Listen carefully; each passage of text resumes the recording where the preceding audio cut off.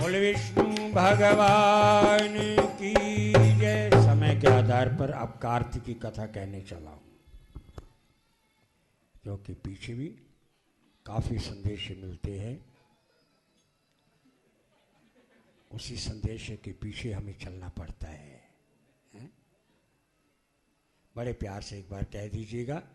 श्री राम जय राम जय जय राम।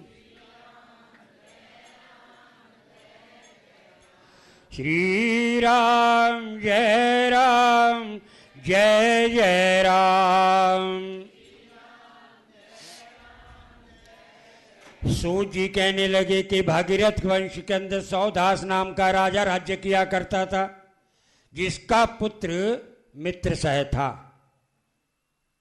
वह वशिष्ठ जी के श्राप से ही राक्षस बन गया।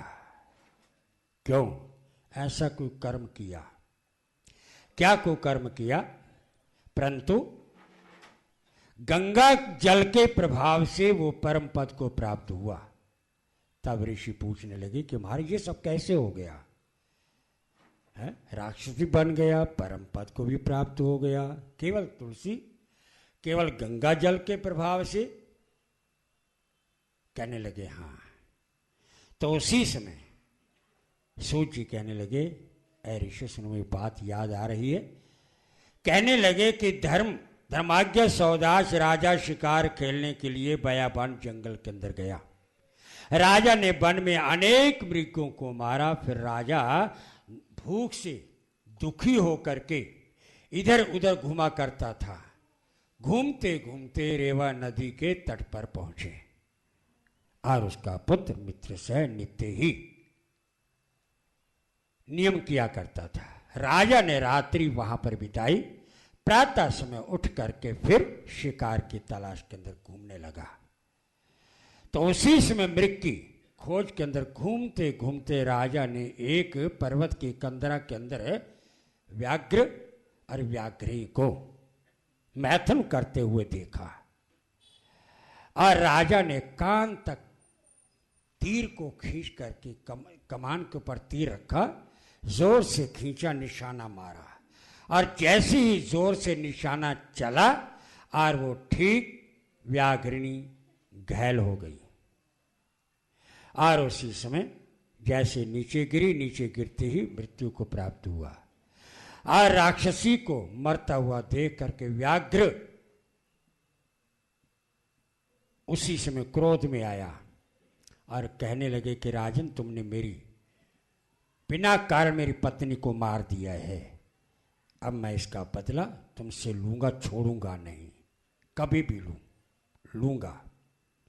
ऐसा कहकर कोई अंतर्ध्यान हो गए। तब राजा ने डरते हुए अपनी जैसे नगरी के अंदर आए और आकर के दरबार में बैठे, वही बात अपने मंत्रियों को सुनाई। और उसी समय इस बात को सुन करके मंत्रियों की सलाह के अनुसार अश्वमेध यज्ञ किया। और वशिष्ठ जी ने विधिवत ब्रह्मा आदि देवताओं को बुला करके हवि दे करके यज्ञ को समाप्त किया और स्नान करने के लिए नदी पर चले गए वशिष्ठ जी। इतने में वह राक्षस मौके की ताड़ में था। वही राक्षस जिसने कहा था कि मैं बदला लूंगा, वही राक्षस राजा के मैथुन करते हुए को जैसा उसने मारा था मैं व्याघ्रिणी को, और वो क्रोध में अपना बदला लेने के लिए वहां पर गुरु वशिष्ठ जी को स्नान करते हुए जाते हुए देख करके वही राक्षस गुरु का भेष बदल कर उसके पास पहुंच गया और कहने लगे, राजन आज भूख लगी है, भोजन चाहिए, भोजन चाहिए। और सुनो, आज इच्छा करते हैं। गुरु वशिष्ठ का रूप धारण किया हुआ है गुरु जी का। और गुरु जी कहने लगे, इच्छा है क्या? मांस का भोजन चाहिए। राजा सुनकर के हैरान कि गुरुदेव आज क्या हो गया है? बस मुझे मांस का भोजन चाहिए। इतना कहते ठीक ऐसा ही हो गया, आज्ञा का पालन होगा। इतना सुनते उसी समय वही राक्षस जिसने गुरु का रूप धारण किया हुआ था वह रसोईया का रूप धारण कर लिया। रसोई के अंदर पहुंच गए। वहां जाकर के देखा रसोईया खड़ा है। राजा ने जाके कहा कि हमारे गुरु जी के लिए आज भोजन बनाना है, वो भी मांस का। और इस बात को सुन करके जय बड़े प्यार से कह दीजिए, श्री राम जय राम जय जय राम। भोजन तैयार हुआ, थाल के अंदर सजा दिया गया, ऊपर लाल रुमाल रखा गया। जैसे रुमाल रखा, सामने क्या देखा, गुरुदेव आ रहे हैं।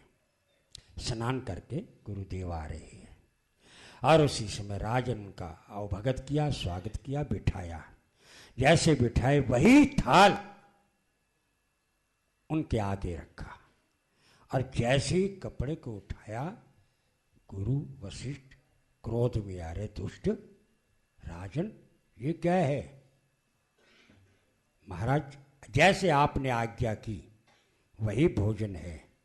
क्या है ये? आपने कहा था ना मांस का भोजन चाहिए, वही भोजन आपके सामने रखा है। गुरुजी उसी समय मानो कि बड़े ध्यान में गहराई में चले गए और उसी समय पहचान गए कि ये राजा मोह के अंदर और माया में फंस चुका है। और उसी समय क्रोध युक्त होकर के राजा को श्राप दिया कि राजन तुमने हमको मांस, मनुष्य के मांस का भोजन खिलाने की चेष्टा की है और इसी कारण से तुम राक्षस बन जाओ। राजा ने कहा कि आपने आज्ञा दी तभी तो ये बनवाया था। तब वशिष्ठ जी ने फिर ज्ञान दृष्टि के द्वारा राक्षस के चले जाने के वृत्तांत को जैसे ही मालूम किया तो राजा क्रोध में आकर के गुरु वशिष्ठ जी से कहने लगे कि आपने मुझको बिना कारण ही श्राप दिया है। तो उसी समय राजा ने क्रोधित होकर के श्राप देने के लिए हाथ में जल लिया। राजन गुरुदेव, जैसे आपने मुझे बिना कारण श्राप दिया है, जबकि आपने कहा था मांस का भोजन चाहिए, वही तैयार हुआ और उसके पश्चात फिर भी आप मुझे श्राप दे रहे हैं। अगर आप मुझे इसी कारण से श्राप दे रहे हैं तो मैं भी आपको श्राप देता हूं। और हाथ में जैसे ही जल लिया, श्राप देने लगे, इतने में राजा की रानी आई। स्वामी आप क्या कर रहे हैं? गुरु को श्राप दे रहे हैं? नहीं, ऐसा नहीं होना चाहिए। गुरु को श्राप मत दीजिएगा। महाराज जी नमस्कार। श्री राम जय राम जय जय राम। श्री राम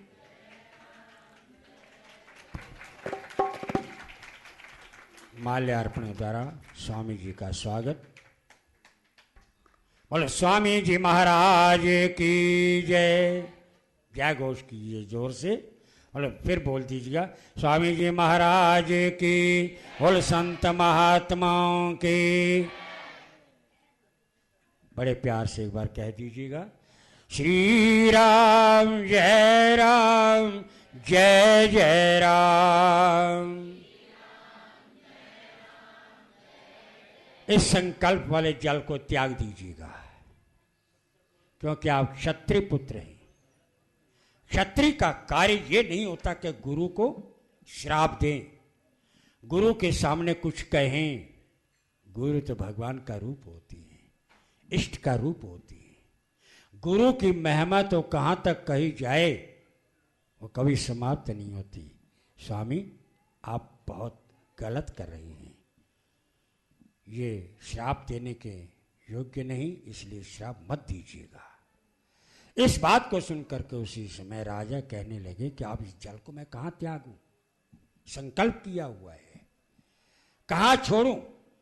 तो उसी समय, क्योंकि जिस पर ये जल जाएगा, जल गिरेगा, वो जगह, वो स्थान, वो व्यक्ति भस्म हो जाएगा। बहुत कुछ सोचने के पश्चात फिर राजा ने उस जल को अपने पैरों पर डाल दिया, जिससे कि उसके पैर काले हो गए, जिससे कि वह राजा लोक में, इसी लोक के अंदर जो है कल्पमाशपाद नाम से विख्यात हुआ। फिर वह राजा और गुरु के पैरों में गिर करके क्षमा मांगने लगे, महाराज मुझे क्षमा करना। तो उसी समय ही वशिष्ठ जी ने राजा को अज्ञान व श्राप देने में अपनी निंदा समझी, मैंने भी बहुत गलत किया है, और कहने लगे कि अज्ञान विपद की जड़ है, और ज्ञान रहित मनुष्य पशु के समान होते हैं, और ज्ञान व्यक्ति जो है वो सुख पाता है, और ज्ञान रहित जो है वो दुखी होता है।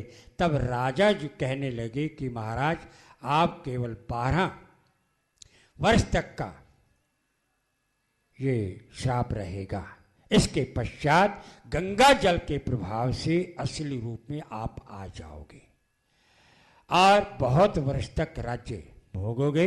गंगा जल के प्रभाव से ज्ञान प्राप्त करके विष्णु लोक की सेवा करते हुए परम शांति को प्राप्त होंगे। इसी प्रकार से ऐसा कह करके वशिष्ठ जी ऐसा कह के अपने आश्रम को चले गए, और राजा राक्षसी देह को प्राप्त करके राजा भूख के कारण प्यास से दुखी होकर के काली रात्रि के समान भयंकर जंगल के अंदर घूमने लगा।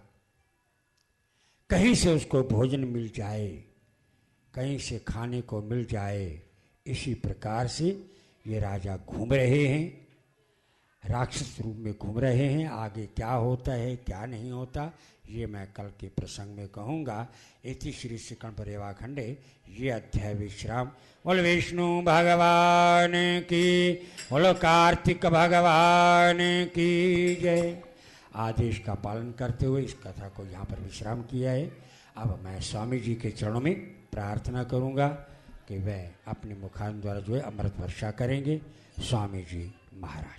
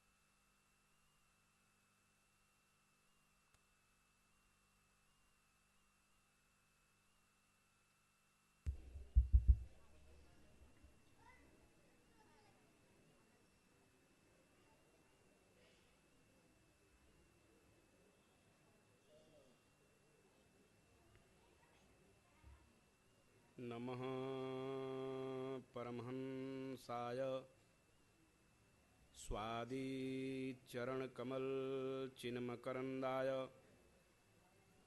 भक्तजनमानसनिवासाय यत्र यत्र रघुनाथकीर्तनं तत्र तत्र कृतमस्तकाञ्जलिं वाष्पवारि परिपूर्णलोचनं मारुतिं नमतराक्षसान्तकम्। ॐ श्रीगणाधिपते नमः। ॐ श्रीरामचन्द्राय नमः।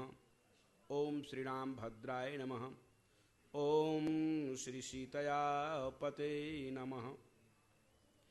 आपदामपहर्तारं दातारं सर्वसम्पदां लोकाभिरामं श्रीरामं भूयो भूयो नमाम्यहम्।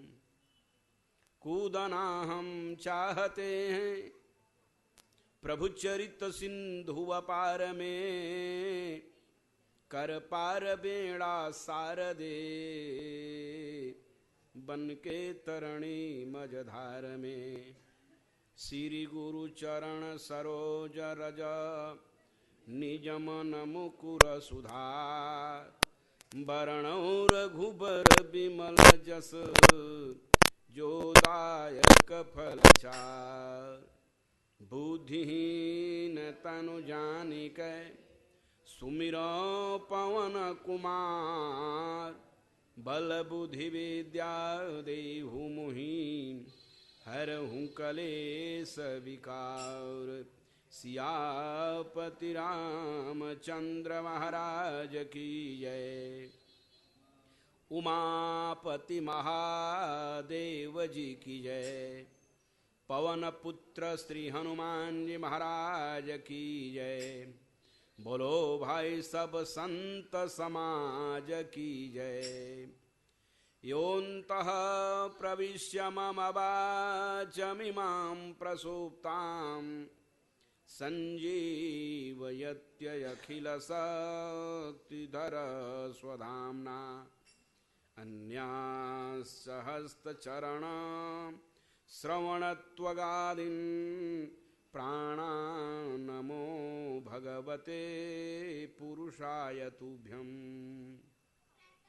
गंगातरंगरमणीयजटाकलापं गौरी निरन्तरविभूषितवामभागम्। नारायणः प्रियमनङ्गमदापुहारं, वाराणसीं पुरपतिं भज विश्वनाथम्। अखण्डमण्डलाकारं व्याप्तं येन चराचरं, तत्पदं दर्शितं येन तस्मै श्रीगुरुवे नमः। ओम श्री गुरुदेव चरण कमलेभ्यो नमः। मनोजवं मारुततुल्यवेगं, जितेन्द्रियं बुद्धिमतां वरिष्ठं। वातात्मजं वानरयूथमुख्यं, श्रीरामदूतं शरणं प्रपद्ये। श्रीरामदूतं शरणं प्रपद्ये। कर्पूरगौरं करुणावतारं, संसारसारं भुजगेन्द्रहारं। सदा वसन्तं हृदयारविन्दे, भवं भवानी सहितं नमामि। भवं भवानी सहितं नमामि। बोलो श्री सच्चिदानंद भगवान की, मर्यादा पुरुषोत्तम भगवान श्री राम की, श्री लक्ष्मी नारायण भगवान की, महर्षि व्यास जी महाराज की, व्यास गद्दी की, सनातन धर्म की, सरस्वती माता की, डॉक्टर देवेंद्र कुमार बत्रा की। हारा हारा महादेव। श्री राम जय राम, जय जय राम।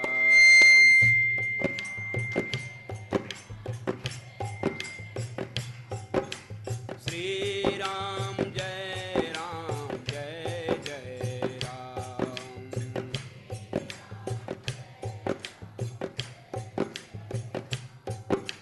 जय सिया राम, जय जय सिया राम।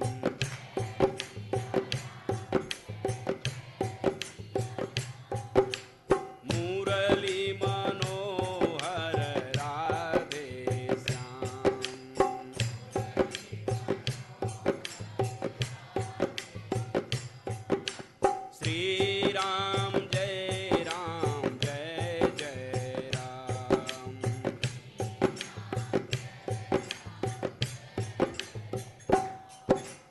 मंगल भवनय मंगल हारी,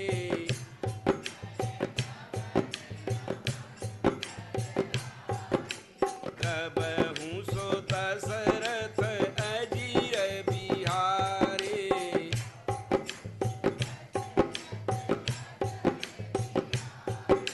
श्री राम जय जय राम। श्री राम सिया राम मैं सब जग जानी,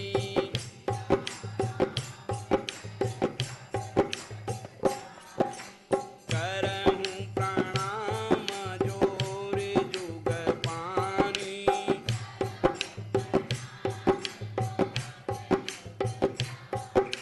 श्री राम जय जय राम।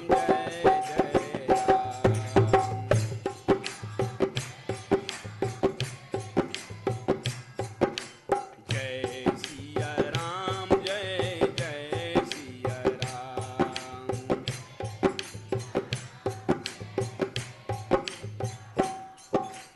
अब प्रभु कृपा करहु एहि भांति,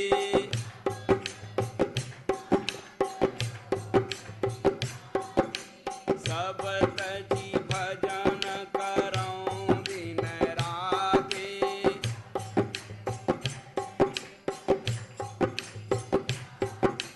श्री राम जय जय राम।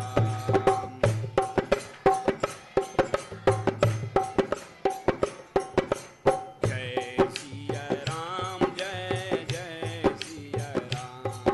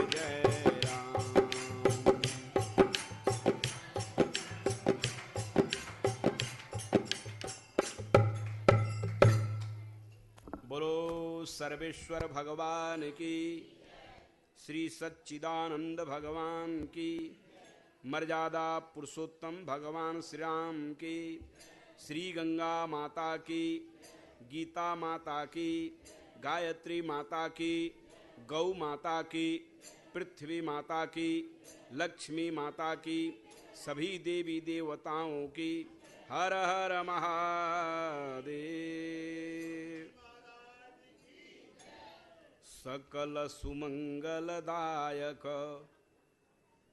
रघुनायक गुणगान, सादर सुनहि ते तरहि भव, सिंधु बिना जल जान। सियापति रामचंद्र महाराज की जय। परम श्रद्धेय उपस्थित मूर्धन्य महानुभाव, विशिष्ट श्रोता मंडल, विद्वत मंडल, यज्ञस्थल, मानस भवन भूमि, समुपस्थित वंदनिया पूजनिया माताओं तथा देवियों, उत्तम औषधालय के प्रांगण में विराजमान होकर कार्तिक मास के पावन शुभ अवसर पर डॉक्टर देवेंद्र नारायण बक्ता के हैं, मैंने तो भाई नाम बदल दिया है, पत्र में लिखा है स्वामी देवेंद्रानंद गिरी जी।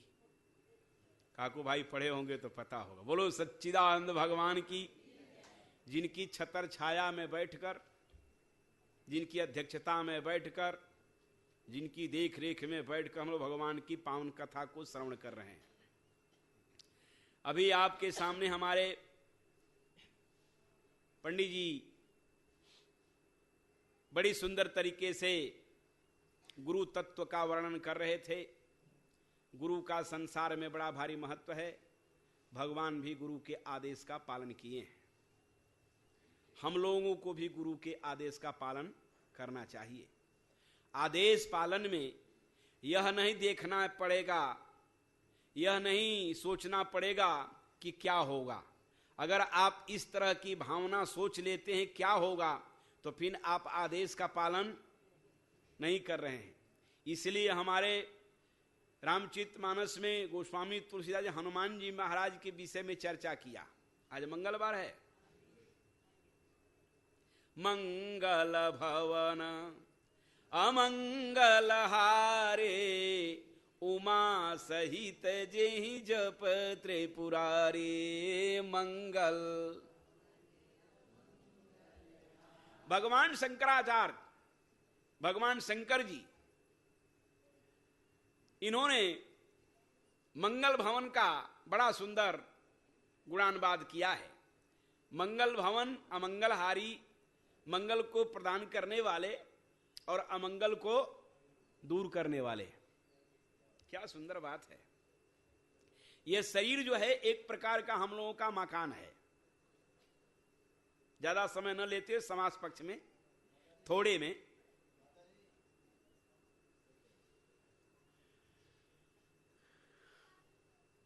क्या बोल रहे थे हम? हाँ, बस सिंगल जो है, हरा जो होता है बटन दबता, जब लाल तो गड़बड़ा जाता है। बोलो सच्चिदानंद भगवान की। क्योंकि श्री गुरु पद नख मणिगण ज्योति, सुमिरत दिव्य दृष्टियां होती। गुरु के पावन चरणों में नमस्कार करने से, प्रणाम करने से और उनका आज्ञा का पालन करने से सभी प्रकार की सिद्धियों की प्राप्ति होती है। हमारा शास्त्र बता रहा है। हमारे शास्त्र में वर्णन किया गया है, विवेचन किया गया है। हमारे गोस्वामी तुलसीदास जी महाराज रामचरितमानस में गुरु वर्णन बड़ी सुंदर तरीके से किया है। और यहीं से शुरू किया, गुरु पद रज मृदु मंजुल अंजन। क्या सुंदर बात है। समय कम रहता है, लेकिन फिर भी थोड़े में ही भोजन बनाया जाए और खूब बढ़िया भोजन बनाए। एक चम्मच खाली घी उसमें डाल दिया जाए तो सब मामला ठीक हो जाता है। हाँ, ज्यादा घी की जरूरत नहीं। जितना भोजन बनता है उतना घी डालेंगे तो पेट खराब हो जाएगा। थोड़ा सा भी अगर घी में पड़ जाता है तो फिर भोजन का एक अलग ही स्वाद बन जाता है। सुनो ना, और सब कुछ बनाने के बाद एक चम्मच घी डालने के बाद थोड़ा सा एक तुलसी का पत्र अगर डाल दिया जाए तो प्रसाद बन जाता है। बोलो सच्चिदानंद भगवान की। इसलिए रामचरित शंभु प्रसाद सुमति यहुलसी के रामचरित मानस कवि तुलसी। तुलसी का बड़ी भारी हमारे शास्त्रों में वर्णन आया हुआ है, और तुलसी का वर्णन में साक्षात भगवान श्री रामचंद्र जी महाराज भगवती सीता को भी संबोधित करते हैं। कहते हैं कि सीता बड़ा सुंदर मंगल है, बड़ी सुंदर व्यवस्था है, ऐसी व्यवस्था में आप जो कि है तुलसी का वृक्ष का रोपण करो। तुलसी का वृक्ष रोपण करने के बाद भगवान की बड़ो कृपा, बोलो शंकर भगवान की। हवाई जहाज का टिकट आ गया, बोलो सच्चिदानंद भगवान की।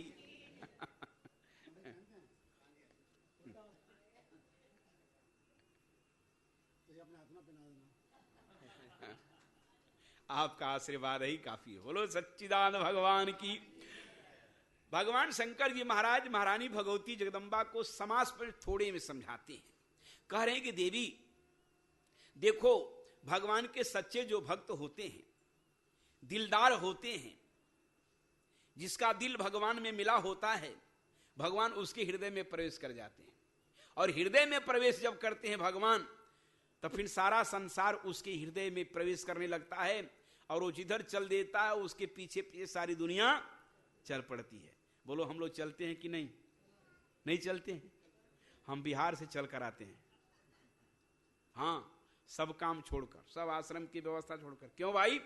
क्योंकि जेहि के जेहि पर, अरे जेहि के जेहि पर सत्य सनेहु, सोते मिले न कछु संदेहु। जिसके प्रति आत्मीयता हो जाती है, जिसके प्रति हृदय प्रेरित हो जाता है, जिसके प्रति मन लग जाता है, जिसके हृदय में मन प्रवेश कर जाता है, वो व्यक्ति संसार में कहीं भी रहेगा उसको पकड़ लिया जाएगा। बोलो सच्चिदानंद भगवान की। तो गोस्वामी तुलसीदास जी हनुमान जी महाराज के विषय में बताए कि देखो, गुरु आज्ञा का पालन करने के लिए हमारे हनुमंत लाल जी महाराज ने अपने जीवन काल में क्या किया है। हनुमान जी महाराज स्वप्न में भी, सपने हूं आन भरोस न देवक, स्वप्न में हनुमान जी किसी दूसरे देवता का स्मरण नहीं किया है। किसका स्मरण किया है? केवल भगवान राम का। राम को छोड़कर कभी और किसी देवता का भरोसा नहीं रखा है, केवल राम का भरोसा रखा है। और हनुमान जी महाराज हैं कौन? हनुमान जी है रुद्रदेह तजिने बस शंकर भय हनुमान। स्वयं शंकर जी हनुमान के रूप में अवतार लेते हैं। अब देखिए, शंकर जी में और राम जी में कितना प्रेम है। राम के बिना शंकर जी नहीं रह सकते हैं, और शंकर जी के बिना राम भी नहीं रह सकते हैं। जब दोनों में इतना अनुनाश्रय संबंध है, तो भगवान श्री रामचंद्र जी महाराज जब मनुष्य के रूप को धारण करके आज सम्राट चक्रवर्ती राजा दशरथ के घर में जब इन्होंने अवतार लिया, जन्म लिया, जैसे भी हो, तीन प्रकार की कथा एक है। एक अवतार की कथा है, एक जन्म की कथा है, और एक व्यवहार की कथा है। तो अवतार की कथा में राम जी आते हैं, और जन्म की कथा में पुत्र आते हैं, और व्यवहार की कथा में संत आते हैं। संत व्यवहार कुशल होते हैं, और संत व्यवहार कुशल हो जाते हैं तो सारी दुनिया उसके पीछे पीछे चारों तरफ परिक्रमा करती रहती है। आज हमारे डॉक्टर देवेंद्र कुमार बत्रा जी व्यवहार कुशल पुरुष हैं, व्यवहार कुशल पुरुष हैं।